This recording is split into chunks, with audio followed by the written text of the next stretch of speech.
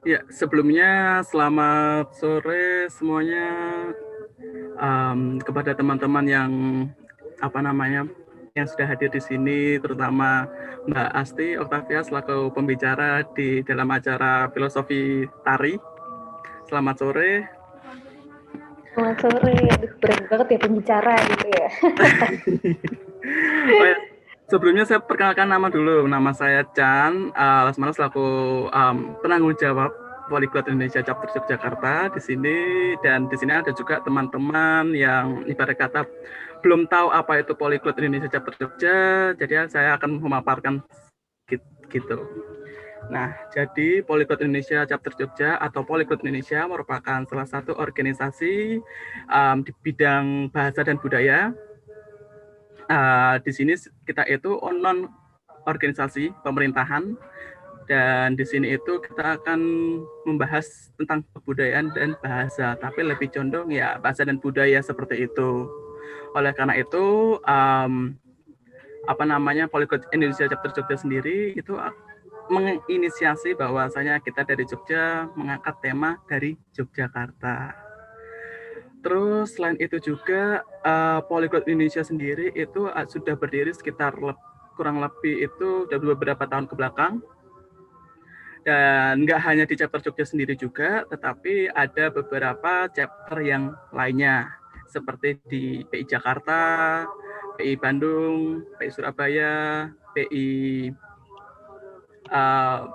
Semarang, dan kota-kota lain di Indonesia. Nah, jadi bagi teman-teman yang tertarik maupun punya peminatan tentang bahasa dan kebudayaan, boleh bergabung atau boleh follow di Instagram kami, yaitu di Polyglot Indonesia. Seperti itu.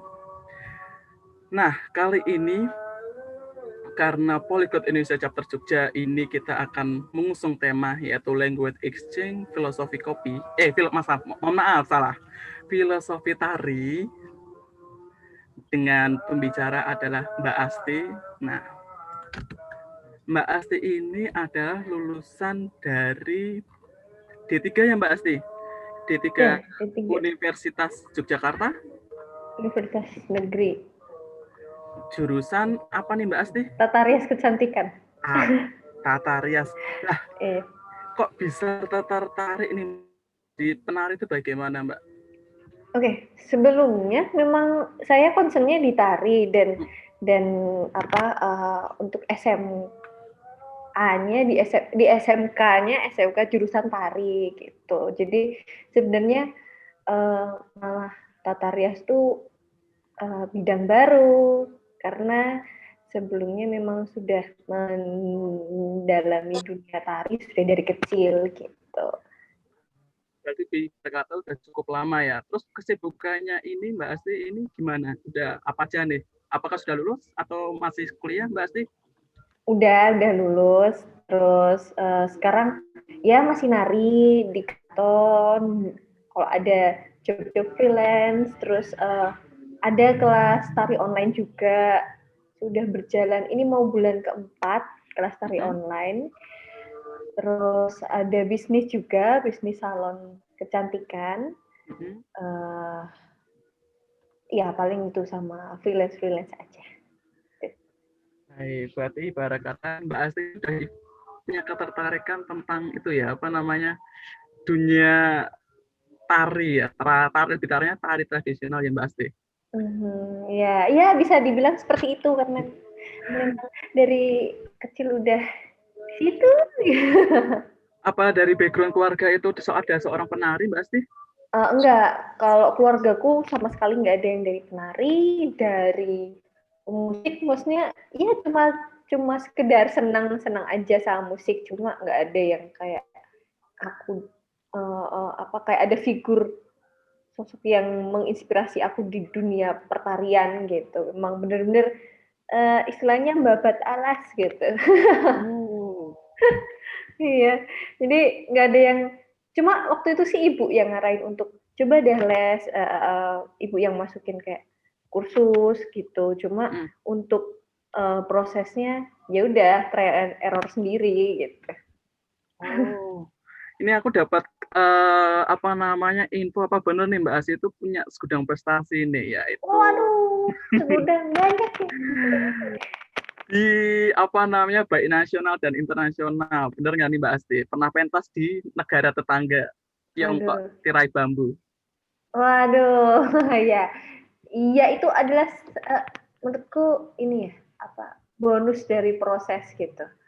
Eh, Ternyata sebenarnya dulu tuh pengen ini juga termasuk doa ibu yang terwujudkan gitu. Jadi dulu tuh pengennya pengennya jadi pramugari biar bisa keliling dunia ya kan anak kecil kan pasti tahunnya keliling dunia kemana-mana gratis itu pramugari gitu terus sama ibu udah nggak usah jadi pramugari kamu udah apa diseriusin aja di nari siapa tahu uh, suatu hari nanti kamu bisa mewakili Indonesia buat ke luar negeri gitu ternyata kok diberi kesempatan untuk itu dan ya berarti syukurlah ini doa ibu sih kalau aku bilang ya soalnya dulu ibu mengarahkan udah diseriusin aja narinya gitu ternyata juga waktu apa uh, selama proses nggak ada yang aku harus keluar negeri enggak ya udah nikmatin aja ternyata sampai juga di titik itu yang akhirnya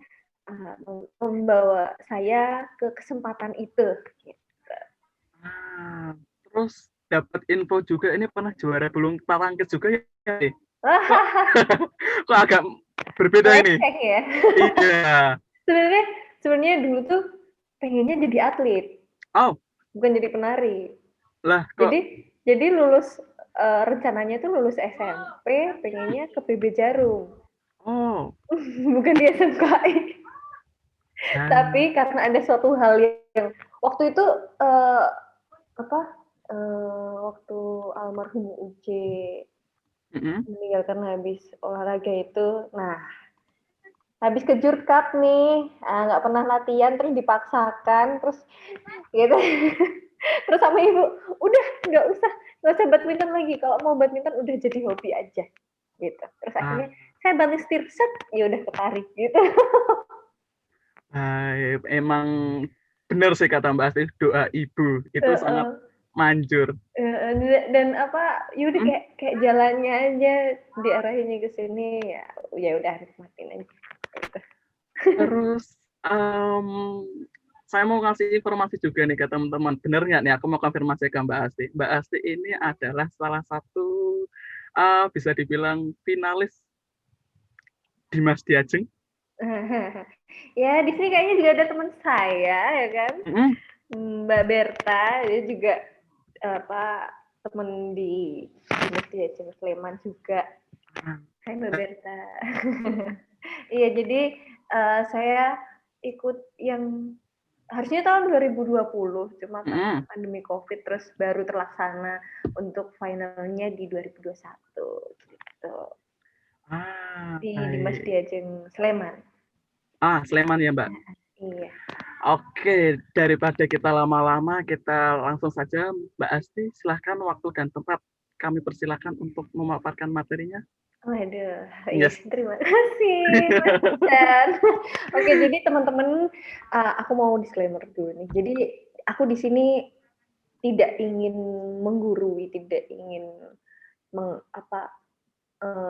ya kita di sini sharing aja. Jadi jujur aja kalau suruh bikin materi, aku agak, bikin materi ya. Tapi aku lebih senang buat sharing gitu. Misal aku ada info ini nih, nah kita saling ngisi aja gitu. Jadi mohon kalau buat teman-teman yang sekiranya wah infonya kurang tepat nih, bisa untuk bisa untuk dikoreksi gitu ya. Jadi aku fleksibel aja. Kita di sini sharing aja gitu ya. Nah, ini pun aku juga ngambil materi juga nyontek-nyontek. Jadi di sini materiku nggak banyak, cuma sedikit tulisan, tapi mungkin kita bisa banyak sharing, bisa banyak cerita, atau dari teman-teman ada yang mau ditanyakan, monggo, gitu ya. Oke, jadi di sini kita belajar bersama deh, aku juga belajar dari teman-teman semuanya kalau ada pertanyaan dan lain sebagainya. Gitu ya. Oke, Chan. Mengenal tari klasik gaya Yogyakarta. Nah, sebelum mengenal tari klasik gaya Yogyakarta, saya mau perkenalkan diri dulu di PPT saya. Monggo, nggak apa-apa. Selanjutnya. Iya, nama saya Asti Oktavia Andayani. Nama panggilannya Asti, lahir di Temanggung 14 Oktober 1997.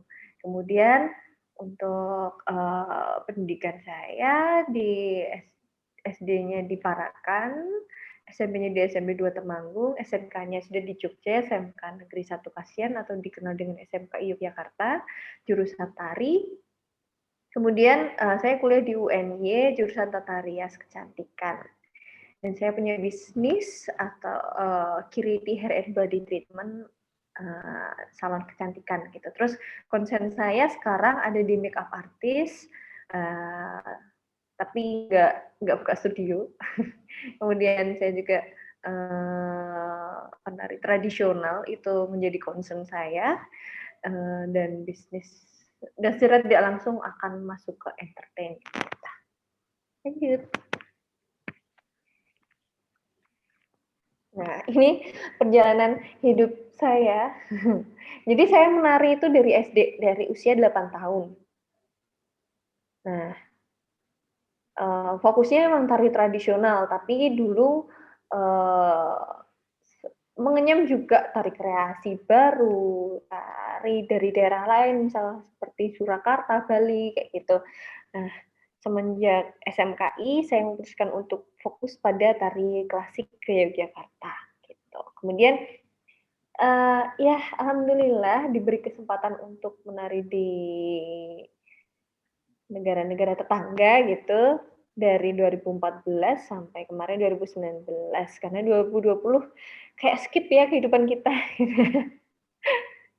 Terus di 2019 saya buka bisnis, jadi disambi sama kuliah.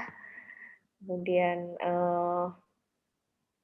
di 2021 saya buka kelas online. Ini yang mengejutkan untuk saya karena ternyata teman-teman yang ikut kelas online itu mereka menunjukkan apa ya, hasil yang di luar ekspektasi saya. Karena tarian yang harusnya tatap muka, yang harusnya bertemu langsung itu di-online-kan dan mereka bisa gitu. Ini sebelumnya saya juga nggak tahu ada kelas tari online di mana, dan ada salah satu teman yang meminta untuk diadakan tari online gitu. Ya, kita coba, ternyata wow, mereka hebat-hebat bisa mengikuti melalui online gitu.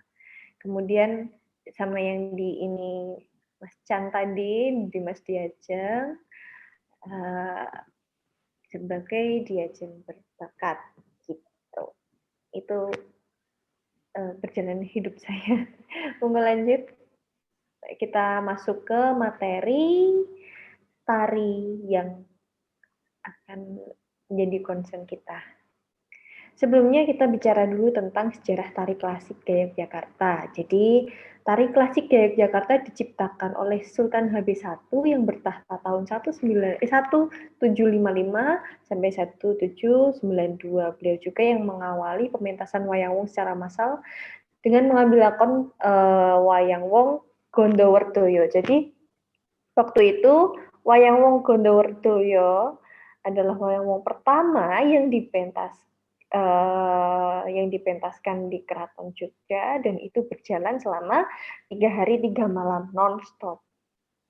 Gitu. Jadi beliaulah yang sebenarnya kalau nanti kita masuk pada, nanti ada slide khusus untuk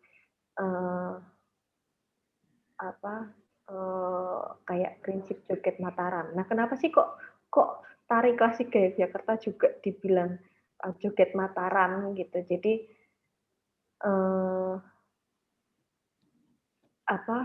gaya atau yang dipegang oleh tari klasik Yogyakarta ini adalah turunan atau warisan dari Mataram Islam waktu itu, sebelum Mataram Islam pecah menjadi Yogyakarta dan Surakarta. Jadi Yogyakarta mewarisi tradisi dari Mataram Islam, sedangkan Surakarta membuat kebudayaan sendiri, gitu. Maksudnya membuat ciri khas lagi, ciri khas baru, gitu. Jadi kalau mau tahu seperti apa sih dulu ketika zaman masih Mataram Islam dan kebudayaannya ya seperti ini, seperti kita bisa lihat di tari klasik ke Yogyakarta ini, gitu. Jadi habis perjanjian Giyanti 1755 pecah menjadi Surakarta dan Yogyakarta, kemudian Surakarta membuat kebudayaan baru dan Yogyakarta mewarisi kebudayaan dari Mataram Islam, gitu.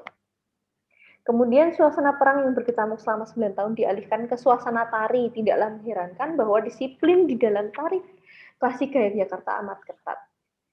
Karena justru penari diambil dari para prajurit waktu itu. Jadi dulu itu ceritanya kan lagi suasana perang nih, gitu. Terus agar tidak terlihat ketika istilahnya latihan perang gitu. Jadi latihan perang kayak istilahnya apa? Sandi-sandi atau kode-kode itu dialihkan menjadi tari. Jadi kalau teman-teman pernah dengar tari lawung, nah itu kan tari latihan, tari intinya untuk perang ya. Nah itu salah satu cara untuk mengalihkan perhatian bahwa mereka sedang berlatih perang gitu. Taunya berlatih tari, dan kalau mengamati juga kata-katanya yang dipakai dalam tari lawung itu juga bahasanya nggak bisa dimengerti. Nah itu adalah sandi-sandi atau kode-kode untuk mereka. Oh serang itu bahasanya apa, ketika bertahan itu bahasanya apa. Nah itu juga dialihkan ke tari gitu. Jadi dilihatnya oh itu orang lagi pada latihan nari padahal lagi latihan perang gitu. Kemudian penari dari prajurit. Nah dulu penari pemeran putri pun itu diperankan oleh kakung atau cowok, tapi cowok yang bisa memerankan peran putri adalah mereka yang belum akil balik. Jadi kalau mereka yang sudah akil balik, mereka tidak boleh memerankan peran putri lagi. Alasan lain kenapa kok pemeran putri itu adalah kakung, yaitu adanya siklus bulanan wanita yang mana di waktu itu masih banyak tarian-tarian sakral. Jadi untuk menghindari fase itu, makanya yang menari adalah kakung-kakung. Dan lagi seperti yang saya paparkan tadi, lakon wayang wong Gondowerdoyo itu kan berjalan selama 3 hari 3 malam. Otomatis diperlukan fisik yang kuat, dan itu bisa didapat dari para penari kakung. Lebih tahan banting penari kakung daripada penari putri gitu. Tapi perlu digarisbawahi lagi bahwasanya penari putri yang diperankan oleh kakung adalah mereka yang belum akil balik. Lanjut.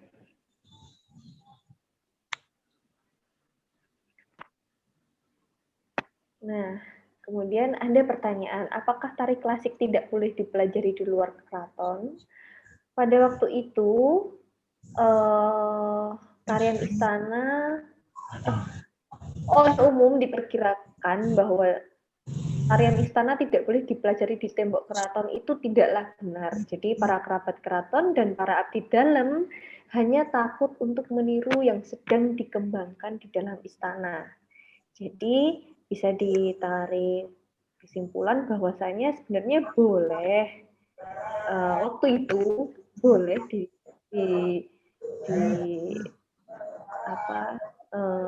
dipelajari di luar tembok. Hanya saja kan waktu itu masih dalam tahap dikembangkan, belum diresmikan gitu ya. Jadi meniru sesuatu yang masih berjalan di keraton itu adalah untuk mereka kerabat dan para dalam itu tidak berani gitu. Jadi istilahnya tidak berani membawa suatu karya kalau belum kula nuwun sama yang punya karya. Gitu. Seperti itulah cara gampangnya. Nah, setelah diizinkan, setelah mendapatkan lilah, barulah tarian itu keluar dari tembok keraton dan dilestarikan juga oleh masyarakat. Jadi, oke, lanjut dulu. Nah, jadi pada tahun 1918 timbul inisiatif untuk menyebarluaskan tarian keraton ke luar tembok istana. Itu muncul dari Persatuan Pemuda yang bernama Young Java. Jadi tujuannya supaya tarian-tarian itu juga tidak punah, karena kalau tarian itu hanya dipelajari di dalam tembok keraton yang mana tidak bisa sembarang orang untuk mempelajarinya, takutnya tarian-tarian itu akan punah karena tidak ada yang melestarikan dan terbatas orangnya. Jadi kegelisahan itu yang memicu untuk adanya pemikiran bahwa tarian keraton perlu juga untuk dilestarikan di luar tembok supaya masyarakat pun juga bisa ikut melestarikan dan terjaga, maksudnya tetap lestari gitulah ya. Dan disetujui oleh Sultan HP7. Jadi tarian tari klasik gaya Yogyakarta dari keraton pada pemerintahan HP7. Waktu itu dipimpin oleh putra beliau, yaitu Gusti Pangeran Haryo Tejokusumo dan Bendoro Pangeran Haryo Suryodiningrat. Kemudian didirikanlah organisasi tari di luar keraton dengan nama Krido Beksawiromo atau kita kenal dengan KBW. Nah, kemudian setelah KBW muncullah organisasi-organisasi lain seperti Irama Citra, Yayasan Siswa Among Bekso, dan Mardowo Budoyo, dan Pamulangan Bekso Ngayogyakarta.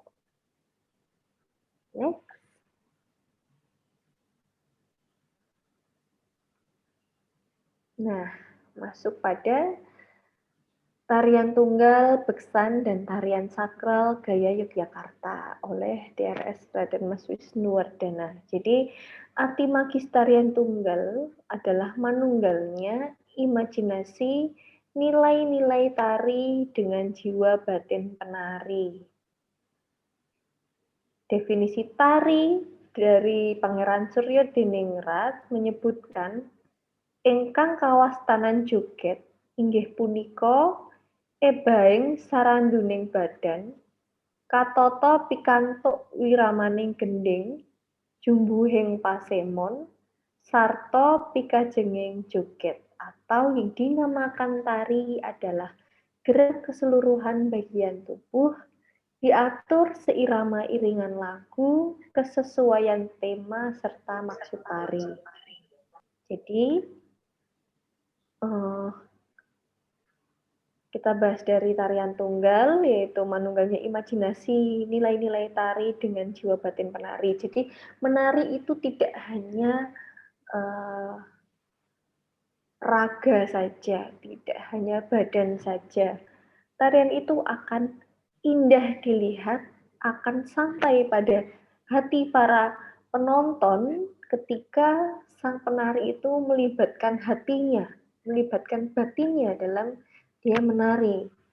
Jadi nggak bisa yang aku hanya nari dan pikiranku serta jiwaku di luar sana lagi mikirin apa gitu, pasti tariannya akan terlihat kosong. Yang lihat juga akan bosan. Tapi ketika penari itu melibatkan hatinya dan yang menari adalah hatinya, itu eh, orang lihat pun juga akan terenyuh, juga akan sampai apa yang dia bawakan, apa yang eh, dia ceritakan dalam geraknya itu akan sampai juga gitu. Kemudian ini pun juga yang dinamakan tari adalah gerak seluruh bagian tubuh. Diatur seirama iringan lagu, ada temanya dan ada maksud tarinya. Nah, di maksud tari ini yang kita bisa isi dengan eh, batinnya atau apa ya, atau hati kita bisa bisa bisa terlibat di sini di maksud tari. Contohnya apa? Contohnya, misalkan saya menari tari golek. Tari golek itu menceritakan tentang eh, sosok remaja yang sedang istilahnya lagi masa puber gitu ya, lagi seneng bersolek, lagi seneng dandan, dia punya energi yang uh, dia sedang mencari jati diri dan sedang energiknya gitu. Intinya dari tari golek kan itu. Jadi maksud tarinya kan itu. Jadi hati kita pun juga akan dibawa ke karakter itu. Kita membayangkan atau saya membayangkan hal-hal yang senang, hal-hal yang oh saya lagi dandan, oh saya lagi istilahnya kalau orang Jawa bilang kepayu gitu. Nah itu nanti yang mengekspresikan adalah hati. Tapi ketika ketika hatinya nggak ikut menari atau misalkan dia lagi ada masalah dia bawa dalam uh, dia bernari gitu pasti akan apa uh, si maksud tari ini juga tidak akan keluar gitu. Orang tidak akan melihat bahwa hatinya senang, hatinya sedang ikut menari gitu, tapi hatinya ini kayaknya lagi ada masalah deh mbaknya kan kayak gitu. Kok kayak gerakannya lincah tapi kok wajahnya eh, lesu, wajahnya kayak ada masalah. Nah itu kan berarti dia tidak menari dengan hati. Gitu. Next. Nah ini contoh tari tunggal gaya Yogyakarta, ada Klono Rojo, Klono Alus. Itu Klono Rojo itu mengisahkan tentang seorang raja yang jatuh cinta. Jadi dia ngelono itu apa ya?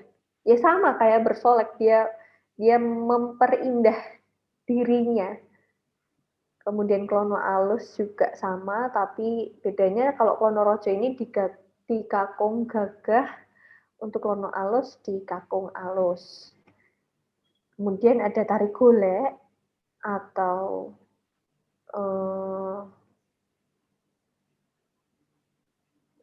ada juga banyak jenis-jenis tari tunggal yang mana banyak kreasi-kreasi dari seniman klasik, misal kayak tari Sekar Pujastuti, kemudian Sesanti Mengayu-ayu, itu juga termasuk tari tunggal, tapi itu sudah pengembangan, maksudnya pengembangan dari, ya mengambil motif-motif dari tari klasik, jadi tetap dihitungnya tari klasik. Kemudian ada Klono Topeng dan Klono Gunung Sari. Klono Gunung Sari ini juga Klono Topeng, tapi dia untuk putra alus.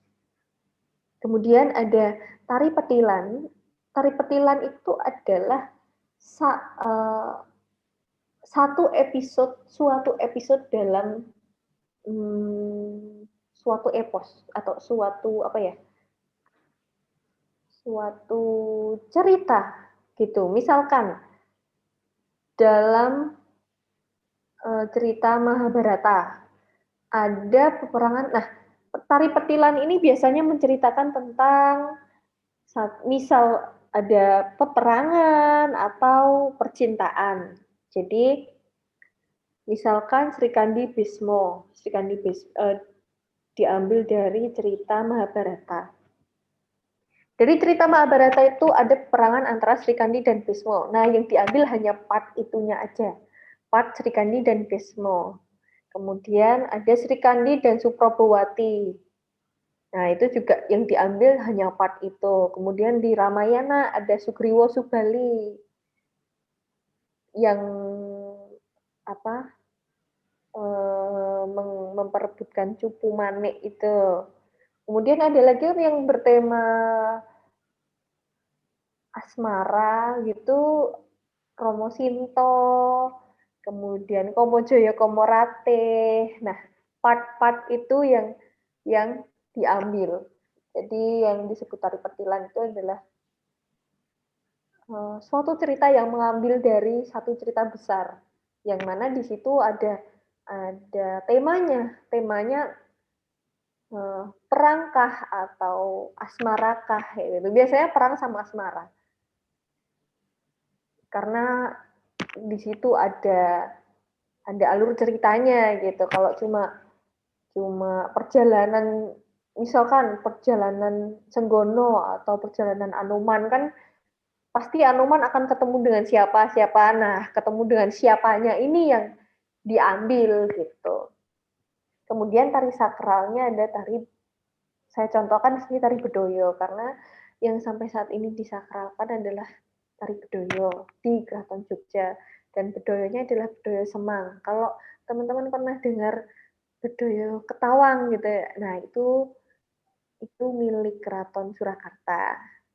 Keraton Jogja juga punya, namanya Bedoyo Semang. Ceritanya sama, pertemuan antara Panembahan Senopati dan Kanjeng Ratu Kidul gitu. Dan karena sakral, untuk keluarnya si tarian pun juga nggak bisa tiap kali dia dipentaskan.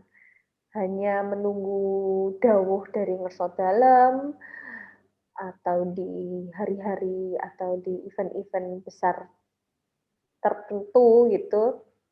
Dan untuk latihannya pun di malam Selasa Kliwon gitu. Dan yang latihan juga tidak boleh yang sedang berhalangan. Jadi bersih gitu ya. Oke, lanjut. Nah, ini dia ilmu joget Mataram. Di sini nanti akan ada hubungannya dengan apa namanya ada kesinambungannya dengan kehidupan kita sehari-hari. Ini ilmu joget Mataram ini juga kalau teman-teman pernah dengar sifat satria, nah itu juga sama. Karena sifat-sifat satria itu kan adalah implementasi terhadap diri ke kehidupan sehari-hari. Nah, itu berangkat dari ini, ilmu joget Mataram ini. Gitu. Ada 4 unsur, yaitu sawiji, greget, sengguh, ora mingkuh. Jadi, sawiji atau berkonsentrasi total, tetapi tidak menimbulkan ketegangan jiwa. Jadi, kita konsentrasi. Ketika kita menari, itu konsentrasi dari atas kepala sampai kaki. Itu kita semua kayak, kita sadar akan apa yang akan kita gerakan. Oh, kepala bergerak, oh tangan bergerak. Nah, konsentrasi itu dan konsentrasi tentang aku mau menarikan apa, aku akan membawakan apa, aku menjadi siapa. Nah, itu juga bagian dari sawiji atau mengisi diri kita, menyatukan jiwa dan raga kita, sadar penuh akan apa yang akan kita lakukan gitu. Kemudian greget atau dinamika semangat atau api yang membara di dalam jiwa seseorang. Tetapi emosi-emosi yang keluar tetap harus dikendalikan. Jadi greget itu adalah semangat. Dalam menari, dalam melakukan semua hal, sawiji greget, sawiji. Ketika balik ke sawiji. Untuk kehidupan kita, untuk kegiatan kita, ketika kita akan menjalankan apapun kegiatannya, kita sadar bahwa aku ada di mana dan aku akan mengerjakan apa. Kemudian di gregetnya, ketika kita menjalankan suatu aktivitas, ketika kita menjalankan suatu kegiatan, harusnya kita ada niat dan semangat yang kuat sehingga kegiatan yang kita lakukan itu bisa all out 100% gitu. Dalam hal ini saya ada satu kalimat yang membekas dalam saya. Jadi hadir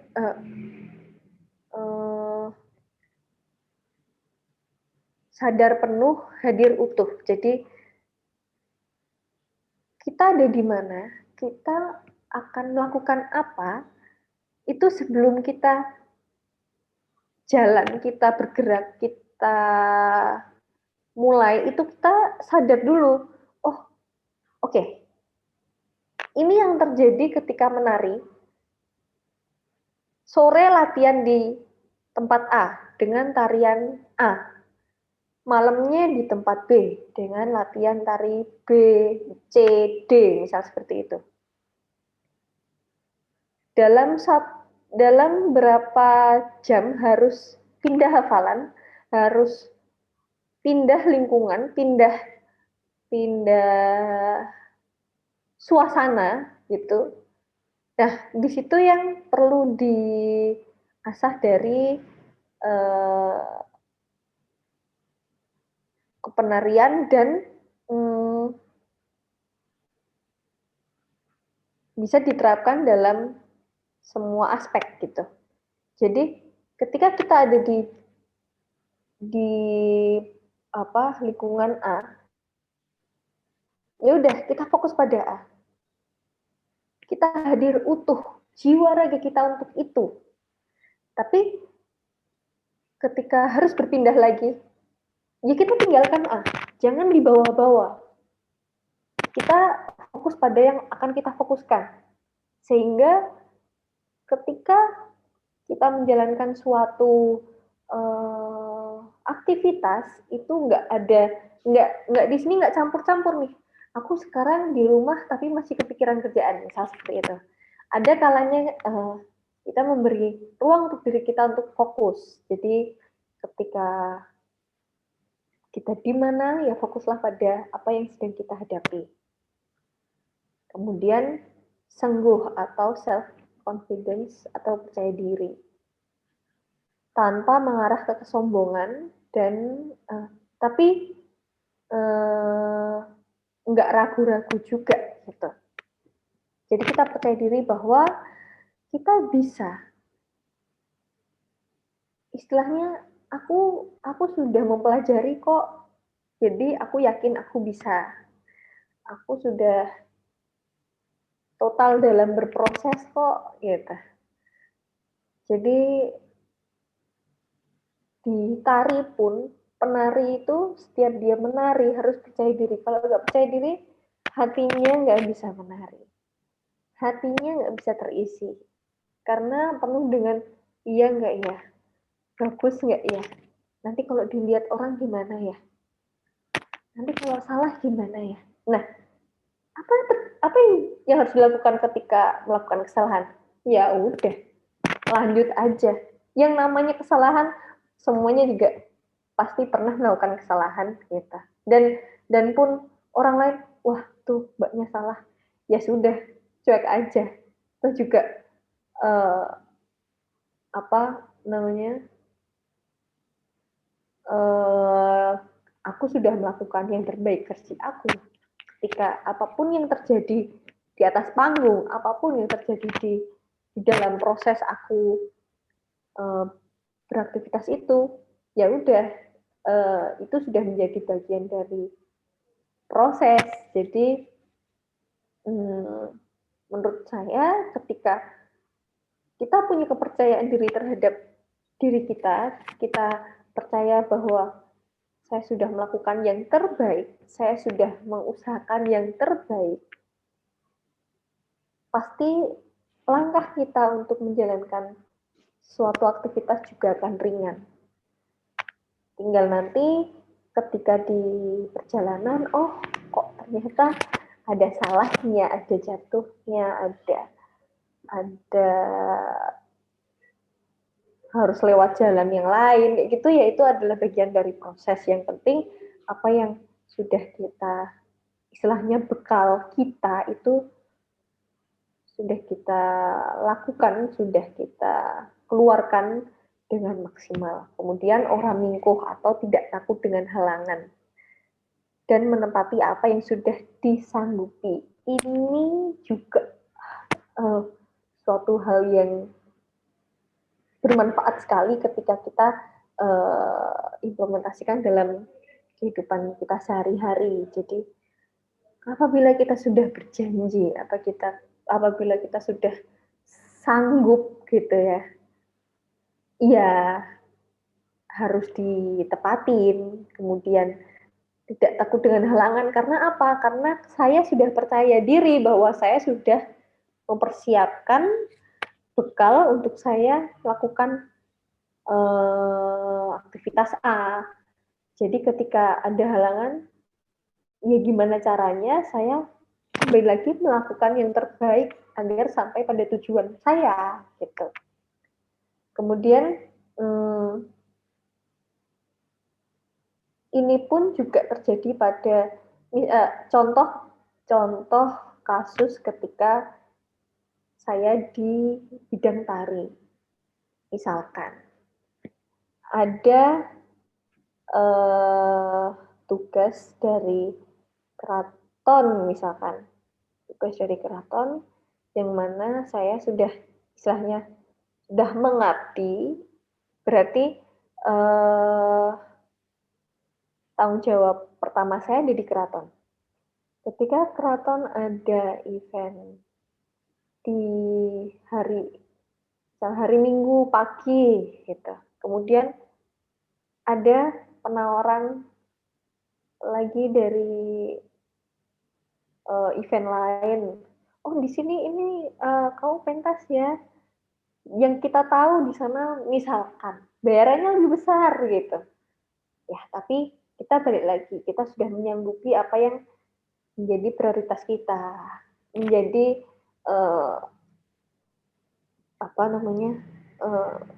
janji kita pertama gitu. Bahwa ketika menurutku ketika kita menepati janji yang pertama ini, walaupun sebesar apapun yang ditawarkan untuk hal yang kedua ini, tetap akan ada hikmahnya gitu. Oh memang rezeki saya segini, oh memang jalan saya seperti ini, oh memang kesempatan saya baru di sini. Karena menurut saya kayak rezeki, kesempatan orang itu sudah ada bagiannya masing-masing. Jadi ketika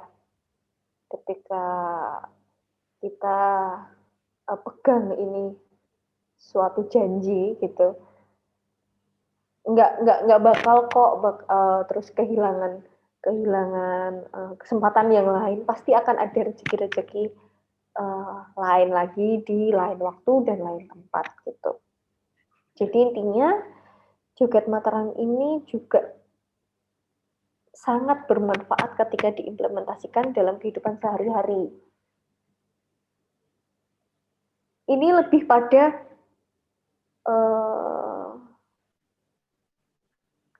kegiatan yang diterapkan pada diri kita untuk kita sendiri sebenarnya. Jadi konsentrasi, kemudian semangat, percaya diri, dan tidak takut dengan halangan gitu. Itu kan kayak bekal diri kita untuk kita beraktivitas gitu. Jadi ketika 4 unsur ini kita udah pegang teguh untuk di diri kita gitu, berarti istilahnya kita sudah selesai dengan diri kita. Kita sudah memahami diri kita. Kita sudah menemukan titik kenyamanan pada diri kita ketika sedang beraktivitas. Gitu. Lanjut. Nah, menurut Ibu Teresia Suharti, pada penelitiannya, baik Pak Ben Soeharto, Ernst Cassirer maupun Tri Yarkara menegaskan melalui konsepnya bahwa pelaku tari dalam pengalaman estetisnya pada waktu menari tentu tidak hanya melakukan sesuatu yang bersifat ragawi saja.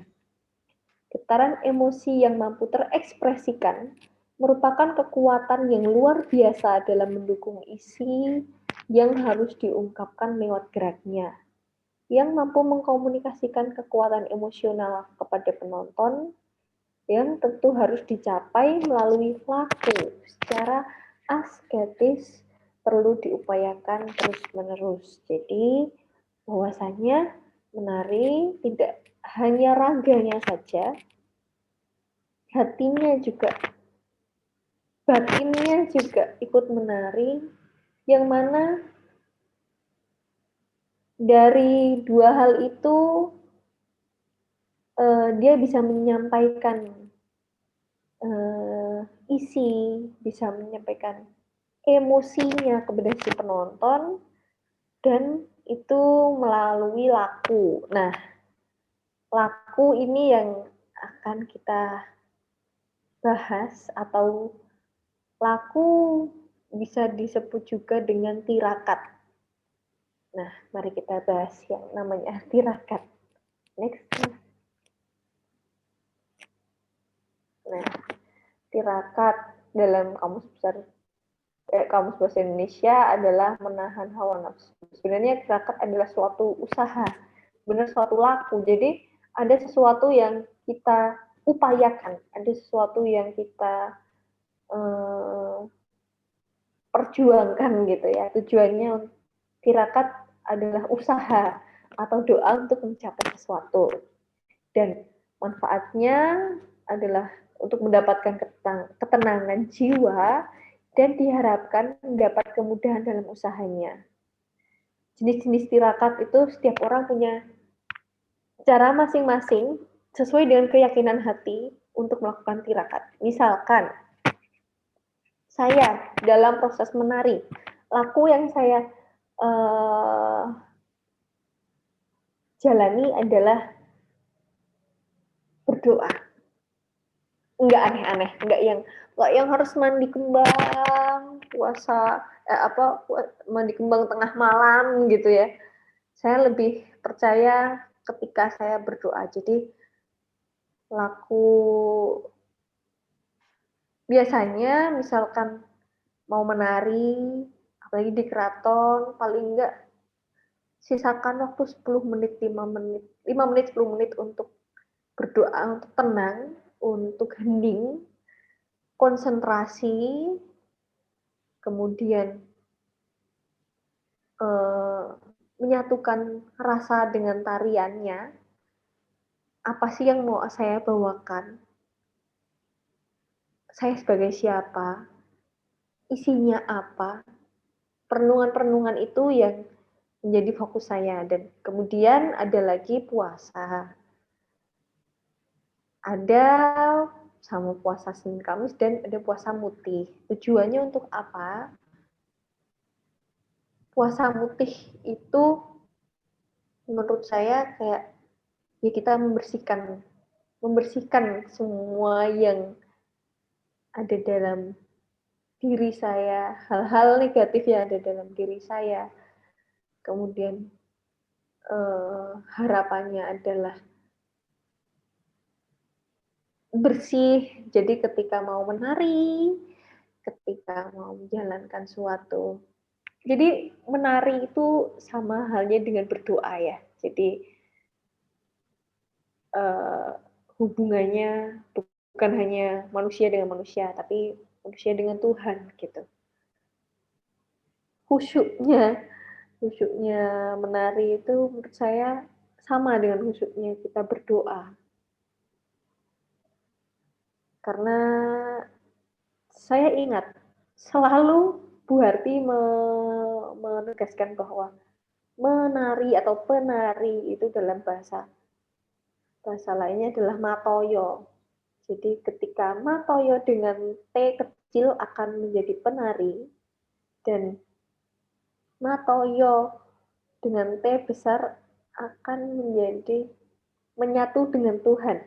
Gitu. Jadi matoyo selain itu penari yaitu kegiatan menyatukan diri dengan Tuhan.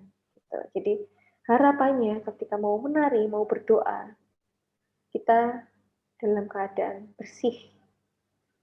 Gitu. Bersih dari hawa nafsu, bersih dari amarah, dan niatnya juga bersih.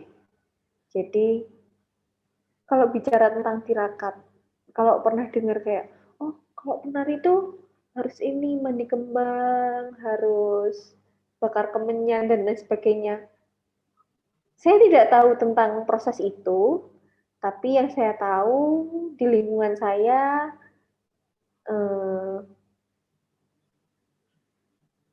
belum pernah ketemu sama yang seperti itu. Untuk teman-teman ya, untuk teman-teman sekitar saya dan tirakatnya pun berbeda-beda antara satu sama lain gitu. Tergantung, oh saya mantepnya berdoa, oh saya mantepnya puasa ngalong misalkan, ya nggak apa-apa. Topo ngalong kayak gitu, nggak apa-apa. Puasa ngerowot, ya itu udah apa namanya keyakinan hati masing-masing aja gitu. Jadi kalau bicara tentang tirakat, lagi-lagi saya menegaskan bahwa itu setiap orang punya caranya masing-masing. Cocoknya di mana, nyamannya di mana, gitu. Dan ya berdoa itu bisa macam-macam, misal seperti saya Islam ya berarti sebelum menari sholat dulu supaya dilancarkan setiap niat yang saya usahakan kayak gitu. Jadi lebih pada tirakat saya lebih pada berserah. Jadi saya sudah mengusahakan semuanya. Saya sudah berusaha dengan aktivitas atau kegiatan yang saya maksimalkan. Nah, ini saatnya saya menyerahkan atas apa yang akan terjadi nanti, atas apa yang akan saya hadapi nanti, semoga semuanya lancar. Nah, seperti itu intinya. Intinya kan tirakat kan untuk mendapatkan kemudahan dalam usahanya gitu ya, dan ketenangan. Jadi ketika jiwa kita sudah mendapatkan ketenangan itu dalam suatu kegiatan tertentu, ya itu berarti sudah bertirakat atau sudah melakukan laku gitu. Menurut saya. Lanjut. Nah, karena tadi saya bilang puasa mutih tadi, saya sempat searching juga manfaat puasa mutih bagi tubuh. Yang pertama membersihkan racun tubuh. Jadi puasa mutih itu apa sih Mbak? Gitu. Puasa mutih itu makan semuanya yang hambar, putih itu bukan berarti warnanya putih saja, tapi hambar, lebih ke tidak ada rasa. Jadi enggak yang susu putih, terus apa yang putih? Roti tawar, bukan itu masih ada rasanya. Kalau yang nggak ada rasanya kayak apa? Nasi putih kan kalau dimakan ya wes hambar-hambar aja kayak gitu aja gitu, walaupun ada manisnya tapi kan tetap hambar gitu. Nasi putih, air putih, sama singkong pun direbus atau dikukus nggak pakai apa-apa, maksudnya nggak ditambahin gula, ditambahin garam gitu. Jadi benar-benar hambar, bukan hanya yang berwarna putih, tapi yang tidak ada rasa. Yang pertama, membersihkan racun dalam tubuh, kemudian mengurangi asupan lemak, mengurangi kadar gula dan garam dalam tubuh. Katanya memberi kekuatan supranatural. Saya juga tidak tahu, saya juga ya mungkin ya, karena saya bukan orang yang peka atau sensitif terhadap hal-hal seperti itu. Kemudian membuka kemampuan indera keenam. Saya juga kurang paham tentang ini, dan menjamin kesuksesan sebelum hajatan besar. Ya, ini yang diharapkan. Sukses dalam apa yang sedang diupayakan. Gitu. Kayaknya udah selesai ya. Coba next.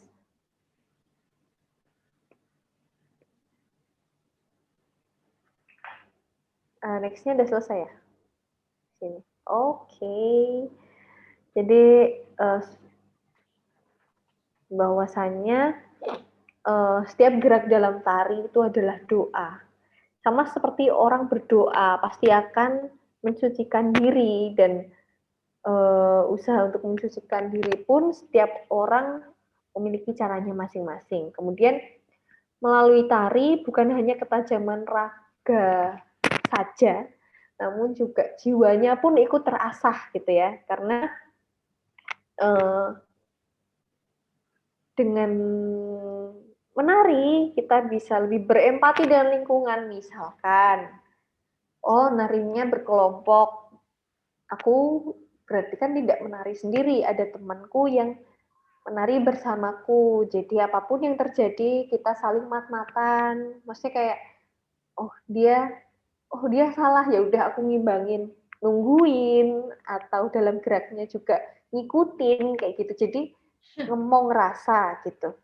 Kemudian sopan santun dalam bersikap, dan kaya akan rasa. Jadi sehingga seorang penari akan lebih tertata dalam hidupnya menurut saya gitu. Karena dalam proses kepenarian pun untuk tari klasik ini kan, tari klasik itu adalah tarian yang berangkat dari keraton atau berangkat dari istana. Jadi kita tidak meragukan lagi tingkat tata krama yang ada di dalam istana ya kan. Otomatis itu akan terbawa dalam diri orang-orang yang ada di dalamnya gitu. Gitu Mas Chan dan teman-teman, itu kita sharing ya, maksudnya itu adalah menurut saya. Apabila ada yang mau mengkoreksi, monggo, saya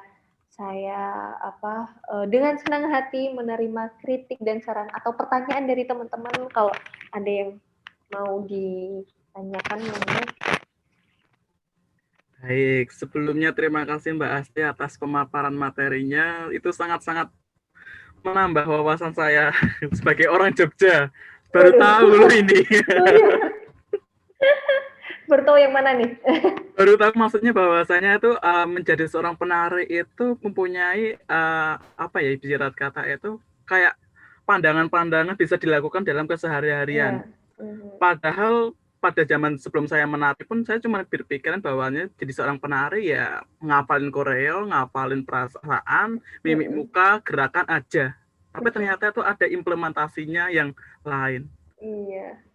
Iya Mas. Jadi memang apa ya, kalau jadi menurutku nari adalah meditasi. Ketika saya menari akan ada perenungan-perenungan di situ. Dan di situ pun saya menemukan, oh ternyata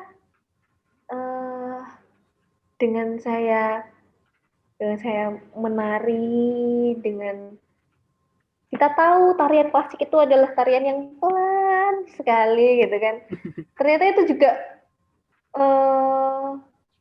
ada ininya ketika di kehidupan saya, dan saya akan lebih sabar dalam menghadapi sesuatu kayak gitu. Jadi malah perenungan-perenungan itu hadir ketika saya menari. Misalkan nih lagi patah hati, lagi apa namanya, bete, bad mood gitu. Dalam menari pun kadang bisa larut gitu.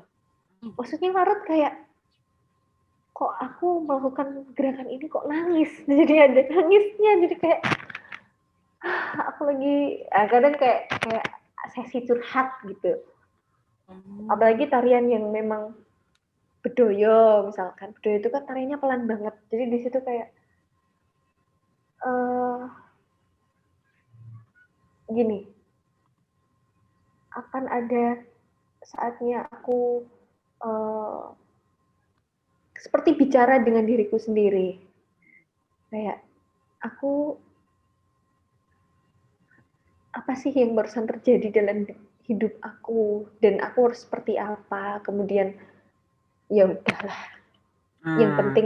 yang penting saya sudah mengupayakan yang terbaik, kalaupun itu terjadi seperti ini, ya memang sudah ditakdirkan terjadi seperti ini. Nah, kadang perenungan-perenungan dan bicara dengan diri saya sendiri itu terjadi ketika saya menari.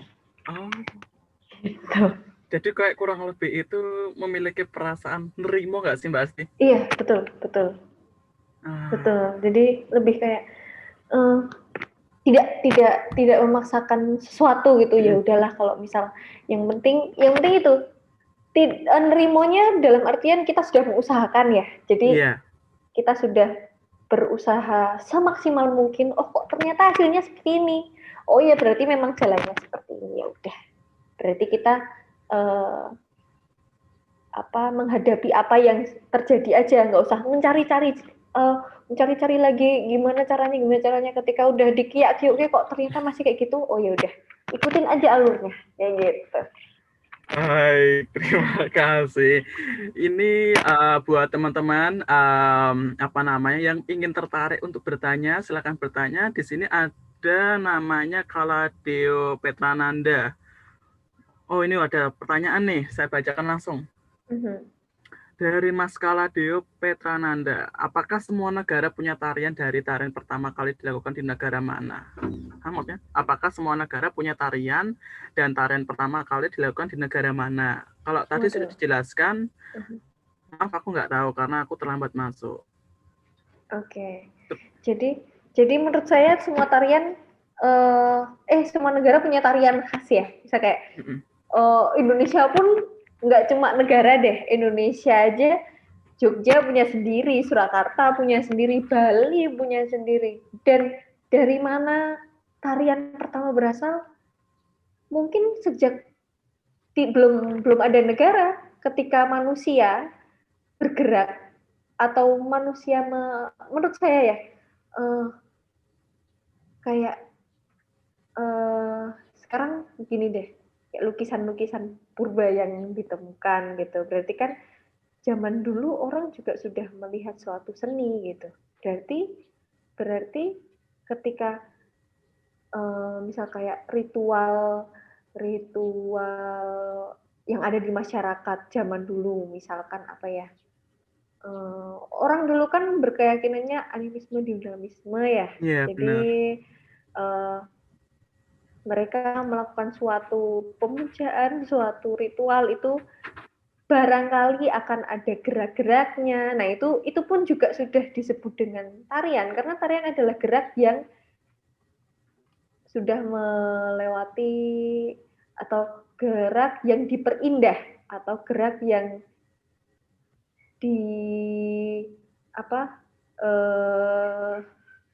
diperindah dan dilakukan berulang kali, dilakukan banyak orang gitu. Jadi untuk tarian yang pertama dari mana gitu, wah saya tidak bisa menjawab karena saya mungkin itu akan jadi PR saya ya. Mungkin menurut saya sendiri itu. Jadi kalau tarian sendiri udah berangkatnya ya dari zaman nenek moyang mungkin ya, di ritual-ritual mereka gitu.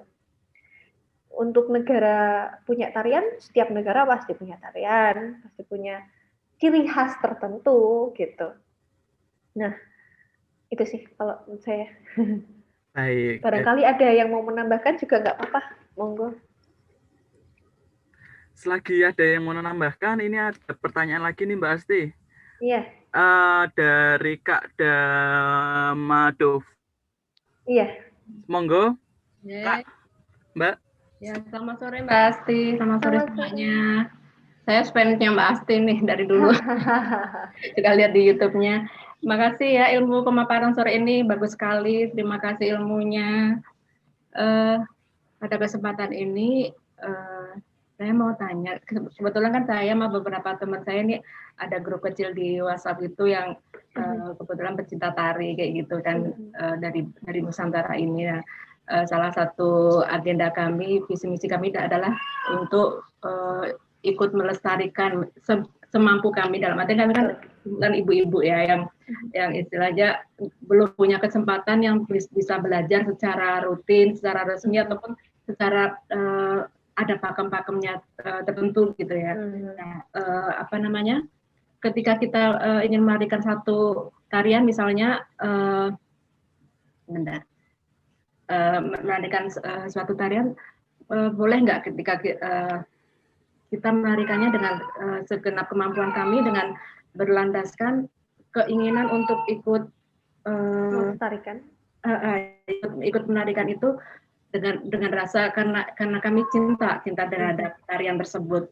Nah, mengenai pakem-pakemnya mungkin kita belum sempurna, dan memang kalau nggak latihan secara langsung kan olah rasa, yang gerak tersebut mungkin memang belum sempurna gitu. Cuma ketika kita mendapatkan beberapa masukan-masukan, itu nggak boleh, ini nggak boleh, kita jadi ngeper gitu, jadi waduh gimana ya wes, untuk sementara tarian-tarian yang nggak terlalu menuntut hal yang seperti itu, cuma kita masih terus pengen ada kayak gitu. Tuh menurut Mbak Asti gimana? Sebelumnya, terima kasih ya. Terima kasih, luar biasa sekali Mbak Damado. Jadi saya mengapresiasi tinggi buat teman-teman yang istilahnya untuk mencintai budaya pun juga, menurut saya itu juga cara orang melestarikan, karena untuk menari itu menurut saya nggak harus yang mereka concern di tari. Untuk mereka yang cinta tari pun juga menurut saya sah-sah saja untuk belajar, namanya belajar ya kan. Itu yang terjadi pada kelas online saya, bahwasanya teman-teman kelas online itu rata-rata bukan dari latar belakang penari, dan saya tegaskan pada mereka bahwasanya lakukanlah apa yang membuat teman-teman itu senang. Ketika teman-teman senang menari aja.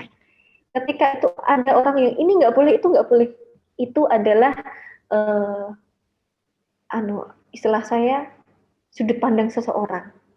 Karena ketika saya menari saat ini pun juga banyak guru-guru yang guru A ini nggak boleh, misal nih guru 1 nih, A tuh nggak boleh, bolehnya B. Sedangkan di guru 2 bolehnya tuh A, B nggak boleh. Nah itu tergantung. Jadi yang saya lakukan adalah, ketika dengan guru A saya melakukan yang seperti beliau katakan. Kalau dengan guru B melakukan seperti yang beliau katakan. Tapi ketika saya melakukan sendiri, ya saya melakukan dengan kenyamanan saya. Ternyata saya malah nyamannya di C. Ya udah, ketika itu menjadi kenyamanan saya, mungkin itu akan menjadi ciri khas saya, misalnya seperti itu. Jadi nggak apa, itu menurut saya itu sebagai tambahan ilmu. Oh ternyata kayak gini nggak boleh ya. Terus bolehnya seperti apa? Misal seperti itu. Terus nanti ada yang bilang, itu tuh kurang gini. Oh iya, terima kasih kritiknya, terima kasih masukannya. Tapi kita timbang lagi bahwasanya nyaman nggak ya dilakukan pada diri saya gitu. Jadi yang saya tegaskan pada teman-teman kelas online itu adalah lakukan apa yang menurut Mbak-Mbak itu membuat Mbak bahagia. Kalau mau menari ya silakan menari, sebisanya menari, toh itu menurut saya ya. Karena itu kan paling di antara 10 orang yang melihat, paling 1-2 yang bilang seperti itu. Gitu. Jadi akan ada orang yang memang istilahnya kalau saya bilang cerewet ya, kayak semuanya di komen, semuanya salah kayak gitu. Ya memang itu dalam berproses akan ada orang yang suka dan tidak suka. Tapi ketika kita konsisten, ketika kita menunjukkan bahwa kita serius dalam kita mencintai suatu kegiatan, itu pasti banyak orang juga yang akan mengapresiasi. Sekarang orang yang mengapresiasi dan tidak mengapresiasikan pasti akan banyak yang mengapresiasi, tapi yang mengapresiasikan tidak mengeluarkan, wah aku seneng ya lihat kamu. Mungkin mereka hanya mengapresiasi untuk lihat, wah bagus ya. Jadi untuk yang melakukan nggak denger nih, ternyata orang lain juga mengapresiasi. Nah dengernya atau fokusnya hanya orang-orang yang ini nggak boleh, itu nggak boleh, padahal itu hanya sebagian dari yang mengapresiasi gitu. Jadi menurut saya monggo dilanjutkan dalam apresiasi seni yang Mbak Damardov lakukan dengan teman-teman. Tunjukkanlah bahwa memang kita mencintai ini karena kita cinta, gitu. Karena kita nyaman melakukan ini dan kita bahagia. Karena teman-teman lestari online gini, Mbak aku nggak bisa Mbak, gerakanku jelek. Mbak sekarang menari bahagia nggak? Udah nggak usah dipikirin jelek bagus itu relatif. Dan itu proses kok. Mau menuju ke bagus itu kan ada prosesnya, nggak bisa instan gitu. Udah santai aja. Pokoknya kita di sini happy. Pokoknya kita di sini senang gitu. Jadi ketika pembelajaran itu malah lebih kayak ini ngirim video, duh Mbak ini loh gerakanku gini. Mah jadi lucu-lucuan kita aja. Yang penting itu, yang penting ada satu hal yang membuat kita bahagia, membuat kita puas. Iya. Ya, nah itu menurut saya lebih dikonsenkan pada ya sudahlah, itu yang namanya orang berproses pasti akan ada yang loh ini kan bisa saja. Yang sering saya dapati adalah orang yang banyak mengkritik itu adalah orang yang hanya tahunya dari 1-2 sumber aja. Karena seni itu menurut saya relatif. Si A suka kayak gini, si B suka kayak gini, si C suka kayak gini.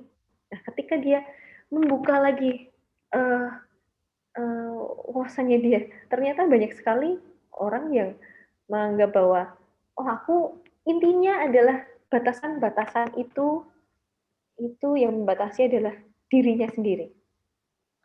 Gitu. Menurut saya. Jadi sekarang gini.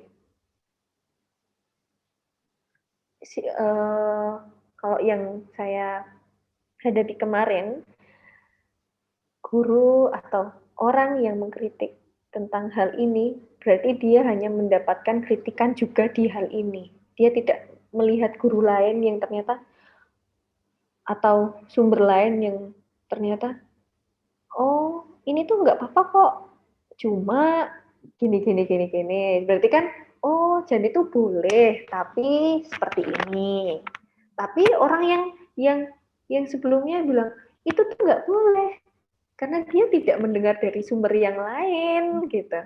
Jadi sekarang banyak batasan-batasan yang membatasi seseorang untuk berkesenian karena orang yang mungkin hanya tahu dari 1-2 sumber saja. saya ini. Jadi ketika saya kan nggak punya TikTok, saya tidak. Kan sekarang punya karena teman beda. Mbak bikin TikTok dong gitu. Akhirnya saya punya TikTok. Ada beberapa postingan tentang saya di post di situ. Kemudian lihat komentarnya. Kayak wah, orang-orang ini pada ini banget ya. Dia kayak pengamat seni sekali ya. Tapi dia mendapatkan ilmu itu dari mana gitu kok, kayak ada yang bilang gini, jadi penari itu harus mandi kembang tiap malam, harus puasa 40 hari, harus ini. Loh, emang dia penari? Kan kayak gitu.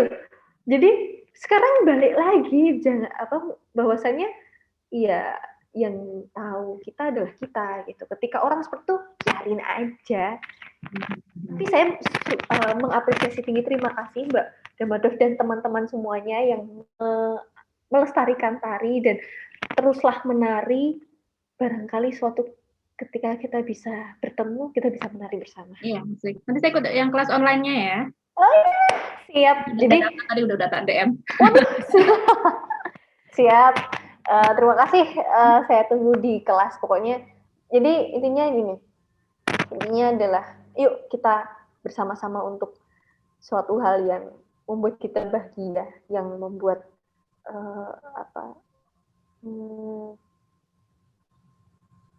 yang penting lakukanlah apa yang menjadi passion teman-teman gitu, apa yang menjadi keyakinan teman-teman. Mungkin ya dalam teman-teman tari onlineku ada yang tidak sepemahaman denganku, atau ada yang wah aliran tarinya beda nih, ya biarin aja, itu memang gayanya orang sendiri, nggak perlu harus menyamaratakan semuanya harus seperti saya. Proses kita berbeda, jalan kita berbeda, naik turunnya juga berbeda gitu. Jadi ya menurut saya gitu. Jadi lebih banyak orang yang mengapresiasi kok daripada yang mengkritik.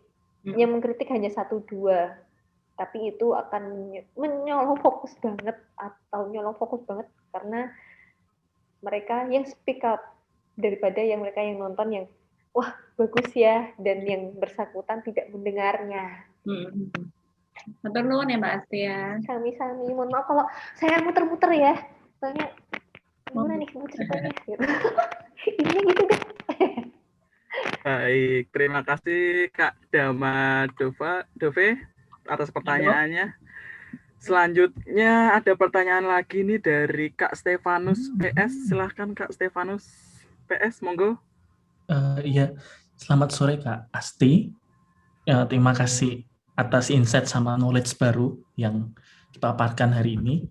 Pertanyaan saya tuh simpel Kak. Jadi kalau datang ke acara pembukaan yang khususnya di daerah Jawa itu kan pasti diawali sama tarian Jawa gitu. Nah, yang membuat orang awam seperti saya dan mungkin peserta lainnya itu bingung, ini tarian identik dari Keraton Surakarta atau Jogja atau bahkan dari daerah Jawa bagian lainnya, itu parameternya apa ya Kak yang bisa kita lihat selain dari MC-nya yang menceritakan ini khas dari mana gitu. Itu aja sih Kak, terima kasih. Iya, jadi ini akan bicara tentang teknik ya. Jadi bisa dilihatnya mungkin dari musiknya, dari tekniknya, karena ketika bedanya tari kita bicara tentang Jawa aja, kita bicara tentang Surakarta dan Yogyakarta. Tari Surakarta itu badannya pasti agak condong ke depan, atau kita sebut mayo. Nah, untuk musiknya pun akan lebih mengalun dan gerakannya kayak gandul-gandul, gimana sih, kayak 8 gitu. Jadi misal 8 seblak atau 8 ukel. Kalau Jogja 8, jadi kalau Solo 8 1 2 ya gitu. Jadi lebih kita bisa lihat dari segi satu musiknya akan lebih mengalun. Kalau Jogja akan lebih ada penekanan-penekanannya. kemudian dari gerak-gerakannya itu juga ketika gaya solo itu akan lebih istilahnya tidak oramida iromo. Jadi harusnya 8, dia 8, 1, 2 baru jadi. Tapi kalau Jogja 8 itu udah jadi, udah bersih gitu. Kemudian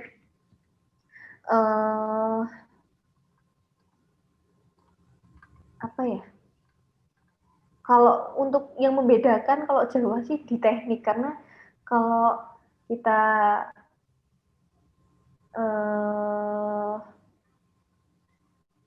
ciri-cirinya ya membedakan hanya teknik, kecuali memang ada narasi atau deskripsi tari yang dibacakan gitu. Tapi untuk gimana bisa membedakannya ya kita bicara tentang teknik kalau itu. Kemudian kalau tari Bali jelas ya itu berbeda. Kemudian Jawa Timuran. Nah, Jawa Timur itu musiknya akan lebih keras atau lebih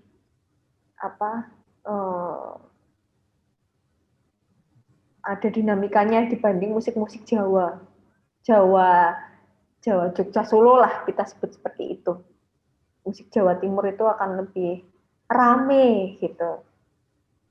Kemudian Betawi juga itu punya musik sendiri, dia kayak musik-musik lenong-lenong gitu. Kemudian mana lagi?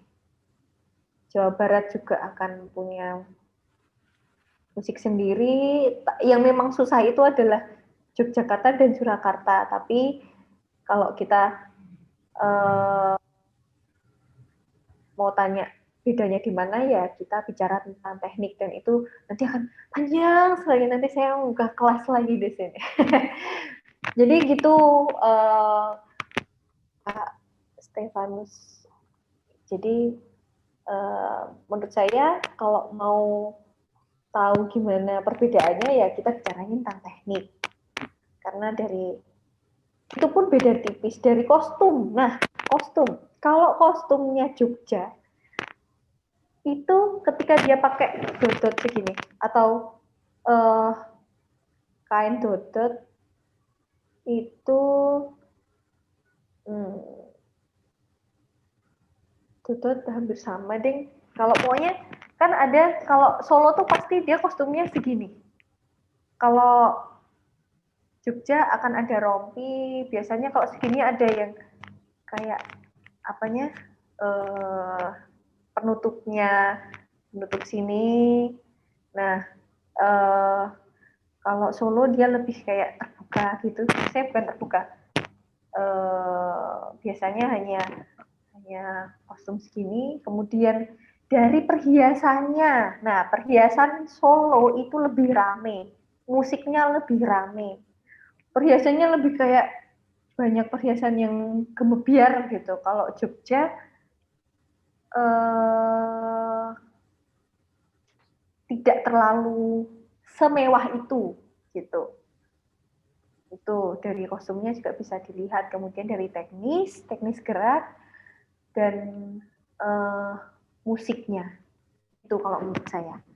Jadi pasti perlu adanya deskripsi tari untuk menginfokan ke orang yang tidak familiar dengan tari, untuk si penonton tahu bahwa itu tarian dari mana gitu. Terima kasih Kak Asti. Baik, sebelumnya terima kasih Kak Stefanus atas pertanyaannya. Selanjutnya, Mbak Asti kalau mau minum dulu monggo. Enggak, santai aja. Ini ada pertanyaan lagi dari Kak Putri Hejen. Ini cukup panjang nih Mbak Asti, makanya saya tak suruh minum dulu. Waduh, oh iya ini ya. Ya, selamat sore Kak Asti, pemaparannya yang sangat menarik. Saya ingin menanyakan satu hal. Saya pernah dengar tarian bedoyo atau bedoyo Ketawang, penarinya harus masih perawan. seperti tadi yang Kak Asti katakan, saat latihan bedoyo pun harus dalam keadaan suci. Pertanyaannya, mengapa apakah keraton melihat perawan sebagai kesucian saat itu? Lalu untuk mengetahui penarinya masih perawan pada saat itu bagaimana? Apakah melalui kejujuran penarinya atau bagaimana?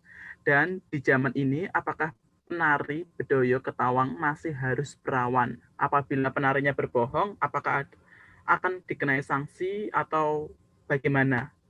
Seperti itu pertanyaannya. Terima kasih Mbak Asti. Monggo Mbak Asti Iya, dari pertanyaannya Kak Putri Hejen. iya. Terima kasih Kak Putri Hejen. Jadi yang saya dengar adalah di sini kasusnya kan budaya Ketawang, tapi saya samakan dengan budaya Semang yang saya jalani, ya. Jadi syarat untuk budaya Semang adalah yang belum menikah. Apakah itu orang berasumsi, oh itu berarti yang masih perawan atau tidak, saya tidak tahu. Tapi yang dikatakan oleh guru saya adalah yang belum menikah. Kemudian bisa saja arti perawan di sini kan banyak asumsi dari orang-orang. Ini pun pernah saya diskusikan sama teman saya. Arti perawan di sini apa sih? Dia yang sudah pernah melakukan hubungan suami istri atau dia yang belum menikah? Karena orang Jawa kalau belum menikah kan, wah saya perawan kan gitu, orang Jawa. Nah ini juga pernah jadi obrolan aku sama temanku juga. Jadi perawan seperti apa yang menjadi syarat sebagai penari bedoyo Semang dan bedoyo Ketawang ini kan masih abu-abu gitu. Nah, kemudian mengukur keperawanan seseorang itu seperti apa gitu. Itu pun juga tidak dijelaskan secara rinci seperti apa. Tapi menurut yang sudah terjadi adalah mereka yang belum menikah. Apakah itu seperti apa latar belakang dia dan bagaimana cara tahu masih perawan atau tidak, kembali lagi ke definisi perawan itu kita definisikan seperti apa. Tapi kalau yang terjadi adalah penari itu yang belum menikah. Kemudian jujur atau tidak itu balik lagi pada diri penari masing-masing. Kemudian misalkan ada yang pernah tanya, terus gimana sanksinya? Itu pun juga akan biasanya gini. Jadi ketika kami menari, kami percaya bahwa itu juga atas izin dari para leluhur kita.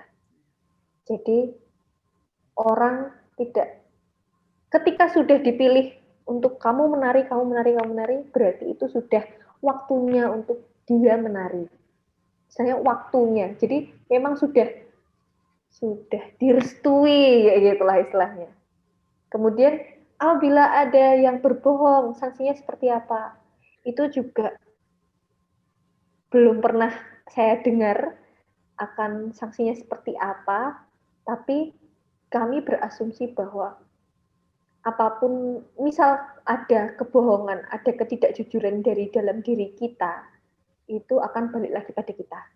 Jadi orang nggak bisa ngejudge, kamu salah, kamu akan dapat hukuman. Tidak seperti itu, tidak serta-merta seperti itu gitu. Jadi ini adalah hubungan batin, hubungan dengan lingkungan, dan balik lagi definisi perawan seperti apa yang diharapkan di sini kan tidak jelas gitu. Jadi kalau teman saya bilang semua tergantung niat. Niat kita seperti apa? Niat kita bersihkah? Niat kita ada suatu tujuankah? Kayak gitu, itu balik lagi ke diri kita. Gitu. Jadi gitu untuk menjawab ini, menurut saya itu. karena arti perawan itu sangat abu-abu di sini. Jadi untuk sanksi, untuk kemudian bagaimana apa yang terjadi pada penari itu apabila berbohong gitu. Tapi pernah ketika latihan budaya Semang kan harus yang sedang keadaan suci, dalam artian tidak sedang menstruasi. Ada seorang yang berbohong, dia ingin sekali ikut latihan, sedangkan dia sebenarnya belum bersih, dan dia nekat untuk ikut.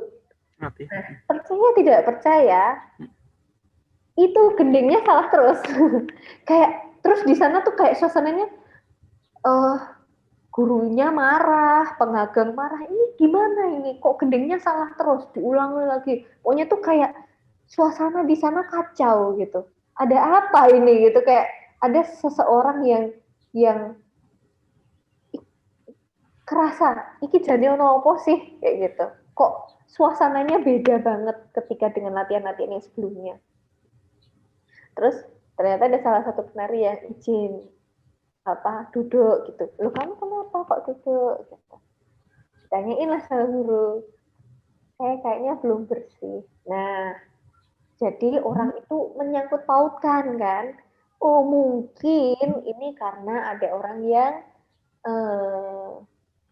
dia berbohong gitu. Jadi itu sanksinya seperti itu. Maksudnya nggak jelas, nggak bisa orang wah kamu harus kayak gini ya, kamu harus misalkan kamu nggak boleh latihan selama berapa hari, bukan seperti itu. Tapi balik lagi itu adalah niat kita terhadap lingkungan dan lingkungan yang akan memberikan timbal balik untuk kita gitu. Jadi kembali lagi menurut saya itu tergantung pada niat kita, tergantung pada kebersihan jiwa kita melakukan suatu tugas. Itu Mbak Putri. Baik, terima kasih Mbak Putri Hejen atas pertanyaannya. Begitu ya Mbak Putri. Berikut, sudah capek belum nih Mbak Asti nih? Lanjut. Oke, lanjut. Oke, ini sepertinya dari temannya Mbak Asti nih. Ini ada yang tadi itu darah hand. Namanya Priscilla Riberta, Mbak Berta nih. Salah satu member Polyglot Indonesia Chapter Jogja. Monggo Mbak Berta, untuk pertanyaannya mau dibacakan atau mau ditulis? Aku open mic aja gimana? Oh, enggak apa-apa. Monggo. Oke. Selamat sore Mbak Asti. Terima kasih atas pemaparannya. Saya Berta. Saya punya 2 pertanyaan. Pertanyaan yang pertama, saya ingin tahu apakah kalau untuk menjadi penari keraton, misalnya saya masih 0 putul gitu, nggak bisa apa-apa, apakah kalau mulai dari umur 20-an tahun itu sudah terlalu terlambat atau belum? Terus yang kedua, sebenarnya saya itu, ini malah jadi kayak curhat, saya itu dari kecil itu udah berusaha untuk latihan tari Jawa gaya Jogja. Tapi kayak selalu ada berhenti. Kayak ya ada kesibukan lain, atau ada misalnya nggak serak sama gurunya, atau nggak serak sama temen, pokoknya ada aja masalah. Nah, menurut Mbak Asti, bagaimana, berdasarkan pengalamannya Mbak Asti tadi yang tentang badminton juga sih, bagaimana cara tahu kapan harus lanjut dan kapan harus berhenti? Begitu. Terima kasih. Terima kasih Beta pertanyaannya. Saya akan menjawab yang pertama. Apa yang tadi namanya? Yang pertama adalah umur 20 tahun itu apakah sudah terlambat apa enggak gitu. Sebenarnya kalau untuk batasan belajar itu enggak ada batasannya. Karena murid kelas online pun juga ada yang 56 baru belajar dan sekarang juga sudah bisa menari. Tapi untuk menjadi penari keraton memang untuk masuknya sendiri paling enggak sudah ada basic atau sudah pernah menari sebelumnya, sehingga ketika masuk ke keraton itu, karena di keraton nggak ada pembelajaran dari nol, jadi di sana tinggal ngelus aja, jadi tinggal ini kurang gini gitu. Nggak bisa kalau langsung dari nol. Tapi kalau untuk belajar nggak ada batasan usia. Berapapun bisa belajar. Buktinya menurut saya 57 sudah punya cucu juga bisa belajar. Kemudian ya itulah namanya proses. Jadi yang namanya latihan, saya pun juga dulu bosan, kemudian apalagi jarak rumah saya sama sanggar jauh 1,5 jam naik angkot gitu. Sebenarnya banyak, itulah yang namanya proses. Jadi ketika kita bisa menemukan suatu kenyamanan dalam ketidaknyamanan gitu, berarti kita bisa lanjut. Nah, tinggal gini, kapan kita lanjut atau enggak tergantung dari niat kita. Kalau niat kita serius untuk belajar, pasti hal-hal yang membuat kita nggak nyaman itu akan kita kesampingkan. Mencari hal-hal yang membuat kita nyaman. Misalkan, oh, aku nggak suka sama gurunya. Tapi aku nyaman sama teman-teman. Oh ya udah, aku habis kelas tanya sama teman, diskusi sama teman. Nah, carilah hal-hal yang membuat kita bertahan di bidang itu. Balik lagi ke niatnya. Tapi kalau niatnya takaran niat kita masih setengah-setengah, masih 50%, pasti akan ninggalin itu. Karena ya wes lah nggak nyaman gitu. Tapi kalau niat kita, aku pengen menjadi penari yang bisa diperhitungkan, misalkan seperti itu. Ya kita cari apa yang membuat kita nyaman di situ. Misal, itu contoh yang kayak nggak nyaman dengan guru. Kalau misal nggak nyaman dengan teman gimana? Ya udah, kalau habis kita kelas ya fokus aja pada apa yang diajarkan. Kalau perlu tanya langsung ke gurunya.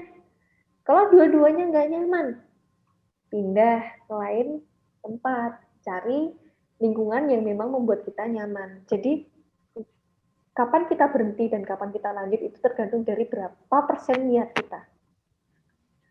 Kalau menurut saya gitu. Jadi kalau niat kita 100%, pasti kita akan mengusahakan untuk yang terbaik untuk mencapai apa yang mau kita capai. Gitu. Semoga bisa menjawab pertanyaan dari Mbak Berta ya. Oke, seperti itu, Terima Mbak kasih Berta. banyak. Terima kasih banyak. Baik, selanjutnya nih pertanyaannya ada dari Mas Muhammad Utama. Sugeng sonten Mbak Asti, matur nuwun sampun berbagi ilmu Mbak. Saya dari dulu tahun 2011 sampai 2015 saya sempat aktif dalam menari tarian-tarian klasik di Bandung. Tapi umumnya adalah tari klasik Sunda, termasuk Ramayananya juga, Ramayana yang dari Sunda. Nah, saya ini tertarik banget sebenarnya untuk mungkin bisa belajar tarian Jawa. Kalau di Jogja kita bisa belajar di mana kira-kira ya untuk laki-laki, untuk kakungnya. Dan kemudian bagaimana sih kalau kita juga tertarik untuk menjadi penari keraton atau suwun Mbak Asti? Monggo. Iya, terima kasih. Saya ada beberapa tempat untuk bisa berlatih tari klasik. Yang pertama ada di Pujokusuman, dalam Pujokusuman, kemudian Siswa Omong Bukso. Siswa Omong Bukso ada di dalam Kaneman. Nah, tapi kalau saya lihat kesini kok yang paling aktif sekarang Siswa Omong Bukso. Untuk tarian kakungnya juga sudah aktif lagi. Maksudnya kan aktifnya Pujokusuman. Nah, semakin kesini setelah pandemi ini kok ternyata Siswa Omong Bukso masih konsisten gitu. Sedangkan Pujokusuman baru mulai lagi. Dan dulu Siswa Omong Bukso itu nggak ada guru kakung. Nah, sekarang ada guru kakung dan menurut saya itu penari-penari expert, maksudnya penari-penari keren gitu. Yang ngajarin tuh penari-penari oke gitu. Nah, kalau saran saya sih itu, di dua sanggar itu. Kemudian ketika mau menjadi penari keraton atau pengen mencoba menari di lingkungan keraton, itu bisa menjadi batu loncatan ketika di sanggar sudah istilahnya dipandang mampu, kemudian pasti akan jadi guru-guru di keraton itu juga ngajar di sanggar. Jadi biasanya kami yang ada di keraton itu adalah ajakan dari guru-guru itu. Yuk, kamu ikut latihan di keraton, kayak gitu. Jadi batu loncatan untuk menari di keraton adalah di sanggar. Kalau pengalaman saya seperti itu. Baik, berarti ibarat kata tuh dari sistem rekomendasi ya Mbak Asti? Iya. Iya, karena guru-guru di keraton pasti beliau-beliau yang tahu kebutuhan seperti apa yang diperlukan di keraton. Dan itu akan diambil dari sanggar-sanggar. Gitu. Jadi ketika wah ini oke nih, orang A ini oke, orang B ini oke. Ajak untuk menari di keraton gitu. Jadi menurut saya itu dua itu Pujo Kusuman atau Yayasan Siswa Maung Bekso. Kalau ada IG-nya juga, dia tak tulisin ya IG-nya biar sekalian.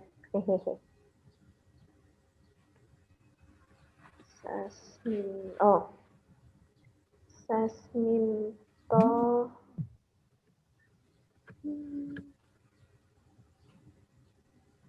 Mardowo. Maksudnya ini bisa dicari infonya di sini sama YSAB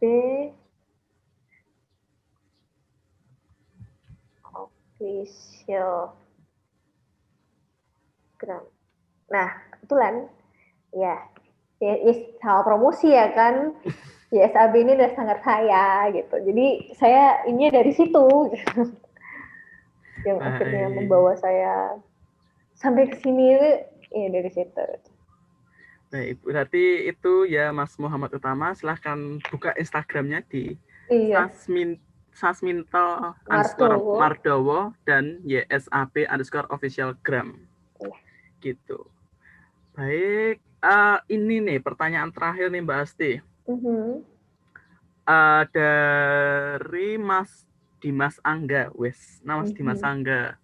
Terima kasih banyak atas pemaparannya Kak Asti. Saya mau tanya ada berapa tarian yang sudah dihafal? Atau paling favorit waktu pentas itu apa menurut Mbak Asti? Sebelumnya matur nuwun. Oke, terima kasih Mas Dimas Angga. Kalau hafal, aduh berapa ya? Sampai nggak ngitung gitu.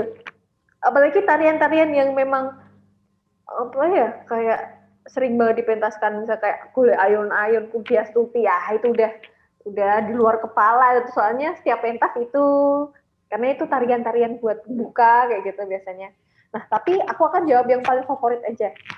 Paling favorit waktu aku pentas adalah Golek Lambang Sari ketika Uyon-Uyon Adiluhung Sloso Wagen tahun berapa ya itu, 2018, pokoknya masih awal-awal Sloso Wagen itu ada di YouTube Golek Lambang Sari.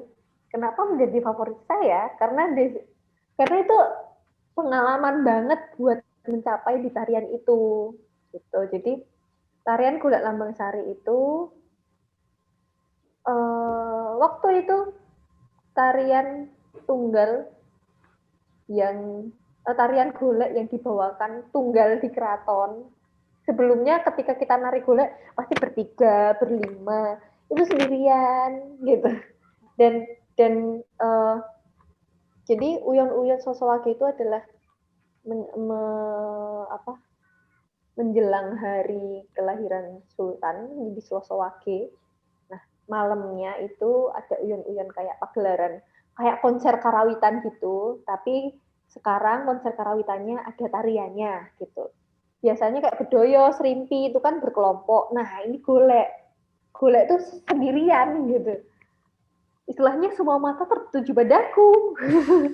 Terus ada live streaming di-upload di YouTube, setidaknya saya punya jejak digital di situ, yang mana nggak hilang kan, istilahnya kalau saya salah ya akan ada jejak digitalnya gitu. Jadi beban moralnya lebih besar. Ibaratnya nih, dari judulnya aja udah Keraton Jogja. Iya. Setelahnya orang pasti akan meniru yang ada di Keraton Jogja. Berarti ini ya yang benar dari Golek Lambang Sari. Kan istilahnya orang pasti akan lihat seperti itu. Nah, itu kan menjadi patokan untuk suatu tarian itu rasanya kayak, wah, nanti kalau saya salah, orang juga pasti akan nyuntuk kesalahan saya, gitu kan. Dan itu pun waktunya, jadi kan satu bulan nih persiapannya. Baru pemilihan penari siapa yang maju itu H-5. Jadi selama ini kita nari bareng-bareng. Enggak dengan pola lantai, enggak dengan gerakan yang benar, pokoknya semuanya menari. H-5 baru dipilih. Itu pun 2 orang, saya sama teman saya. Di antara kalian ya nanti yang nari, waduh, gitu kan. Terus akhirnya diputuskanlah saya yang menari. 3 hari sebelum hari H, setiap sore sampai malam datang ke guru, maksudnya, Bu, gimana Bu, gerakan saya kurang gimana? Karena suatu kayak menurut saya beban, ya karena itu, satu, membawa nama keraton, yang kedua, nari sendiri. Ibaratnya saya salah, bener sih saya bisa berimprovisasi, tapi kan orang bakalan lihat saya juga, karena yang dilihat cuma saya, nggak ada yang lain, gitu. Jadi menurut saya pengalaman itu yang membuat tarian itu istimewa, karena saya belajar lagi tentang teknik, tentang pengendalian diri, karena sebelum pentas pun juga harus konsentrasi. Itu tarian 30 menit saya nari sendiri dengan tuntutan namanya golek itu kan ada sisi kenesnya, sedangkan Lambang Sari itu adalah tingkatan golek tertinggi. Jadi istilahnya kalau remaja tuh udah yang usia 20 ke atas, udah yang udah menep lah istilah Jawanya ya, udah menep, udah semakin sareh, semakin sareh namanya, dia sudah tenang, dia sudah semakin tenang, tapi ada sisi kenesnya. Jadi memperlihatkan sisi kenes dalam ketenangan. Itu susah sekali, gimana itu? Nah, itu jadi PR saya waktu itu adalah mencari ekspresi kenes yang tenang. Itu tenang kok kenes ya gitu. Itu. Oh iya. Jadi itu Mas Angga. Oke Mbak Asti, aku punya pertanyaan pribadi nih Mbak Asti. Buat Mbak Asti, kenapa kan yang tadi kan ada tarian yang ibarat kata kan yang semuanya itu nari semua dan itu dipilih itu H-5. Nah, apa aja unsurnya nih yang menurut si guru atau tetuanya lah atau pengajarnya itu memilih orang tersebut itu Mbak Asti? Ya. Yang pertama adalah karakter. Karakter itu, iya. Karakter wajah, karakter gerak itu kelihatan. Saya sebenarnya nggak cocok untuk karakter galak, untuk karakter yang antagonis, soalnya wajahnya nggak bisa galak, gitu. Kemudian karakter kenes. Orang yang pendiam, nggak di pancing ekspresi apapun, pasti wajahnya akan datar. Ketika orang yang kriwit, pasti akan ekspresif, gitu. Kemudian yang pertama karakter, yang kedua teknik. Jadi yang mendekati bukan sempurna, mendekati betul yang mana, seperti itu.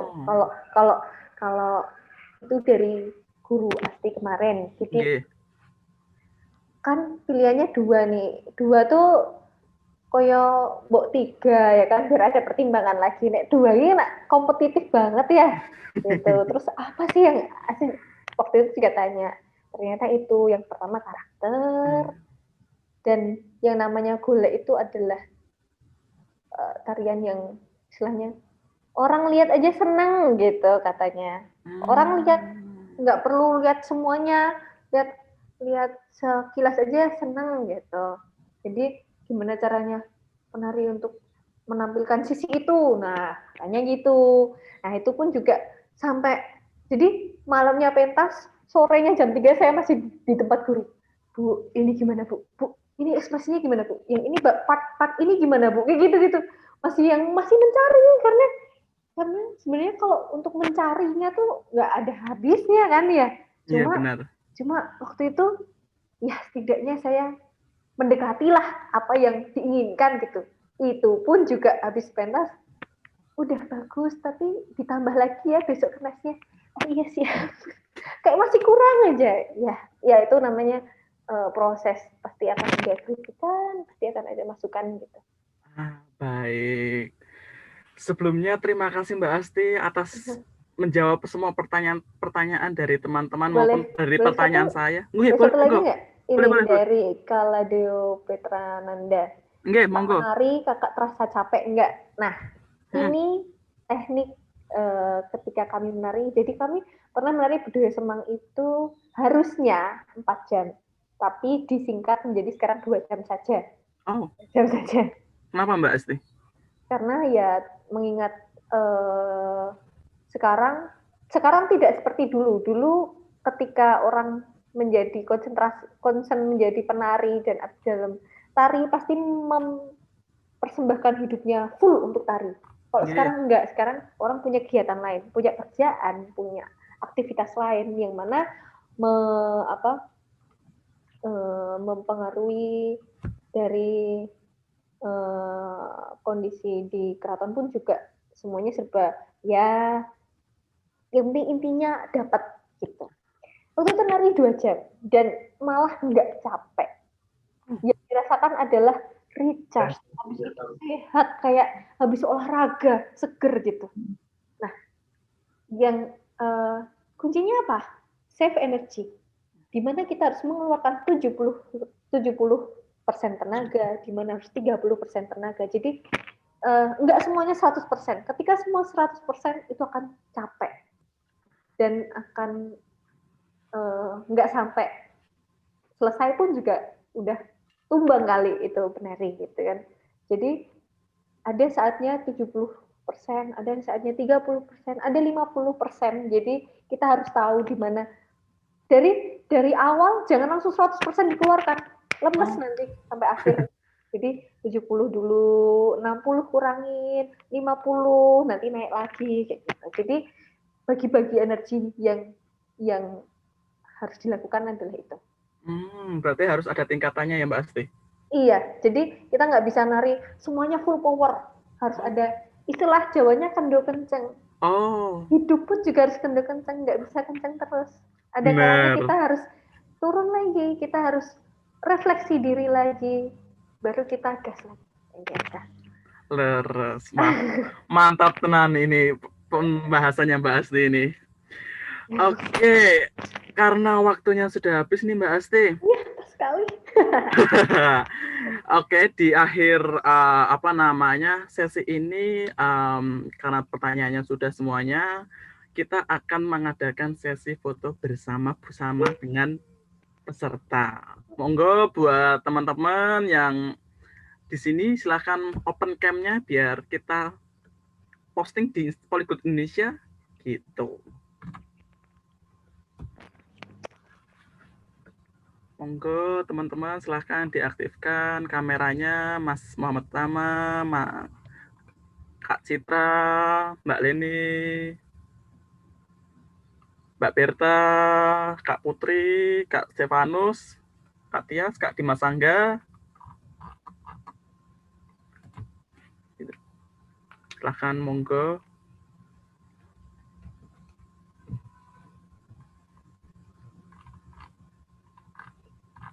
Gini aja. Tias mau ikut enggak?